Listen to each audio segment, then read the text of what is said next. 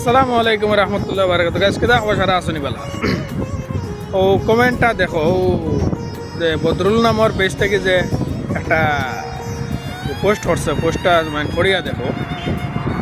আমি বদরুল দে তারে কইতে চাই আর মুনাফিকর মুনাফিক বেআন্দাজর বাচ্চা বেআন্দাজ দলালি করতে অন্যবাই কুচ্ছু কর ও যে তুই কইলে যে মানে ইনো তালিবান জিহাদি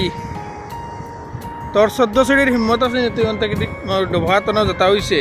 ইনোর মাঝে তালিবান আর জিহাদি হত্যা দেখাইতে কুকুরের বাচ্চা কুকুর হ্যাঁ ইসলামর বিপক্ষে যাইতে যা কেউ না করেন নাই মুনাফিকি করতে কর